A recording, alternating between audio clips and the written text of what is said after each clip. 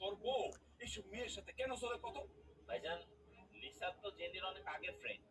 আরে আগের দর্শক, সবুজ মাহমুদ এই মুহূর্তে আমাদের সাথে যুক্ত হবেন, গাড়ি বহরের সাথে তিনি রয়েছেন। সবুজ মাহমুদ নিশ্চয়ই শুনতে পাচ্ছেন এখন আমাদের কি অবস্থা। আমরা যেটা এই মাত্র জানতে পারলাম যে ঢাকা বিশ্ববিদ্যালয় ক্যাম্পাসে নেওয়ার বদলে হিমাগারে নেওয়া সিদ্ধান্ত নেওয়া হয়েছে হাদির মরদেহ। একটু সবশেষ জানাবেন তথ্য আমাকে।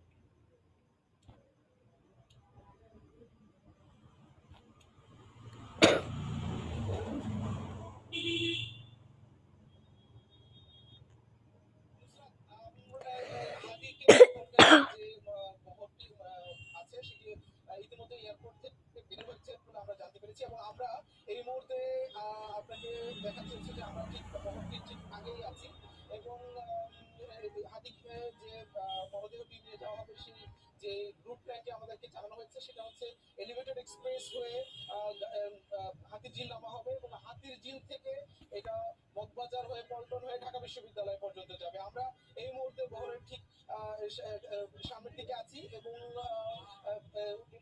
শহীদ উসমান হাদিকে হাদির যে মরদেহ বহনকারী যে গাড়ি বহরটি আছে সেগুলোর ঠিক ঠিক সামনে থেকে আমরা আপনাকে দেখানোর চেষ্টা করছি এবং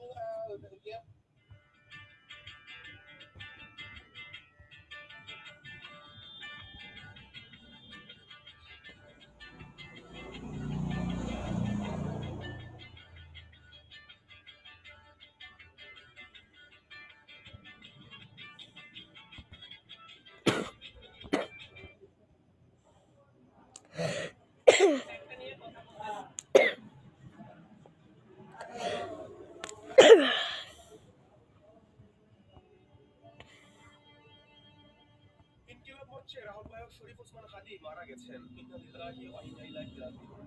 বৃহস্পতিবার সিঙ্গাপুরের একটি হাসপাতালে